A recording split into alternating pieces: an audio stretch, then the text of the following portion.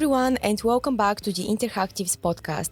Sadly, this is the last time we'll be with you. Laura, how do you feel? So nostalgic. You can't feel nostalgic about something that hasn't ended yet. There must be a different word for it. Let me browse the dictionary for you. What you're feeling is actually called anticipatory nostalgia. Yes, that's what I said. I'm an AI, I like to be precise. Let's try and learn from one another and create a fusion between humans and technology, like what RadarAI has been doing for the past 5 years. Have you heard about it? I heard that the organization is the world's only automated news agency for local news sites across the UK. They are a team of a few journalists who have written almost 500,000 articles. But how is that possible? Today, we have Joseph Hook, the editor of RadarAI, who is also a City graduate from the Investigative MA course, and Sonja Tutty, who is a colleague of his and a data journalist. Hi, Joseph and Sonja. Thanks for joining us. Can you explain the work you do at RadarAI? As far as I'm aware, we're the first to do the type of stories we do and the way we work. So the way we work is to combine traditional journalism with natural language generation to produce lots of versions of stories. And as far as I'm aware, it's a fairly pioneering approach. Yeah, so I guess especially for us, the goal was to look at these massive data sets that the government and other organizations, charities pump out that are really, really newsworthy figures. And just noticing that they had a local breakdown, but local papers weren't able to pick up on it. So there was so many stories kind of hidden in these massive Excel sheets, essentially, that local reporters either didn't have the resources to go through, didn't have the time to go through. So that's what we do, is we look through that and we use our, AI system or NLG system to create a script that nearly multiplies these stories. So it reaches tons and tons of different newsrooms and hits different local papers. Joseph, how would you say your job differs from what other editors do? And would you say that things are more fast-paced in your newsroom? As an editor, maybe this is more, the role that's impacted more is that of the news editors we have. So our news editor who oversees all the copy going out. The difference in their role is that they're not only doing the traditional editing skills of sub-editing and checking quotes and doing all those things. They've also got an extra layer in there, in that we have a process in our team where we make sure we check numbers in various versions of our stories to make sure they're right, and our editor understands the code behind our stories so that they know that what we write doesn't have any unintended consequences. We're not saying anything we don't mean to be. When we read the things on your website, we were left under the impression that it is the AI systems that write the stories for you. But I guess we were so wrong about that. What are the original bits that you add to the articles? And do you go over the data yourself, or do you use AI for that? Yeah, so yes, when people first hear that we use AI, they think that this robot essentially is typing all this stuff up for us. But the reason this works is because we've such a strong team of reporters. So as a journalist, I'm still writing a story. I'm literally typing that down. I'm doing my original interviews.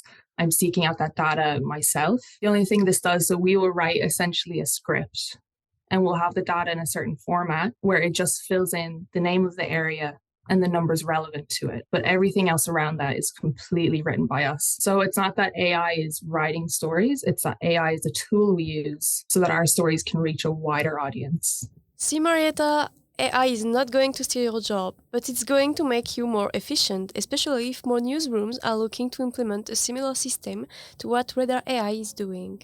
You're right, I was a bit pessimistic. But how efficient can AI-powered tools make journalists really? Sonja, can you please go into more detail about the specifics of your job?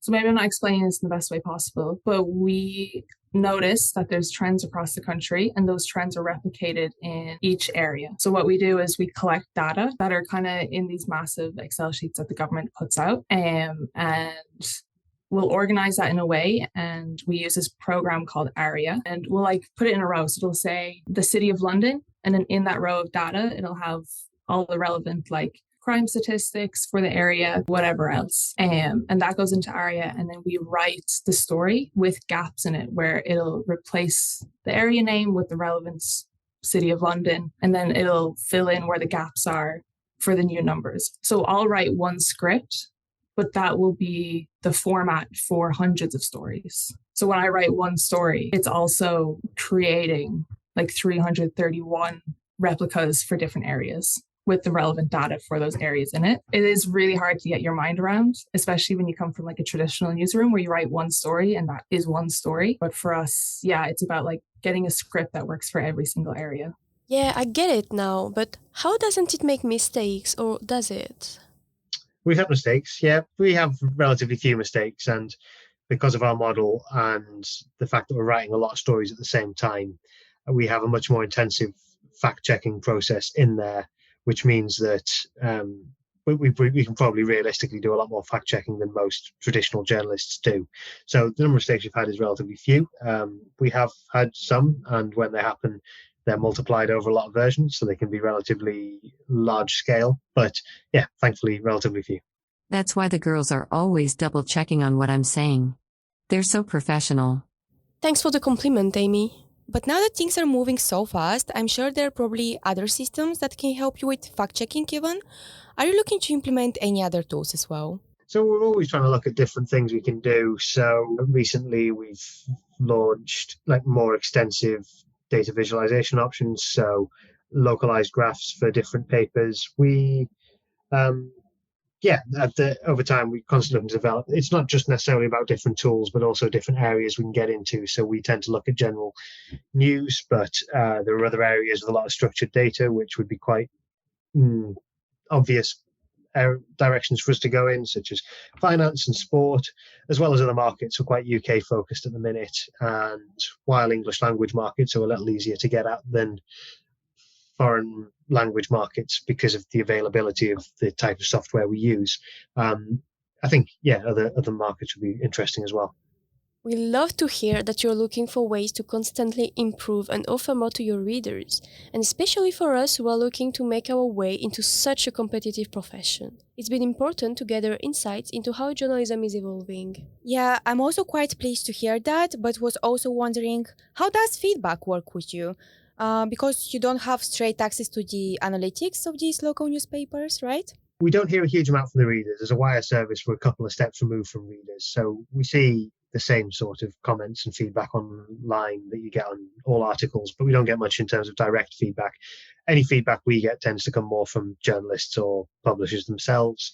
Again, not a huge amount. The nature of a wire service is we send out content, and if people are happy with it, they use it, and we don't hear a huge amount more. So in terms of sort of measurable success for us, it's more about seeing where our content's used, and it does really well. We get a lot of front pages, a lot of very prominent stories in some of the UK's largest local papers. But the other value of our model, and I think what we take some pride in, is that we're not just hitting those larger papers, we're also providing stories which are a real support to smaller newsrooms who stretched in general and definitely wouldn't have the time and necessarily the skill set to go and be digging into data and doing data stories. So in terms of sort of the depth and the sort of breadth and quality of our stories, I think we see a lot of very prominent placement.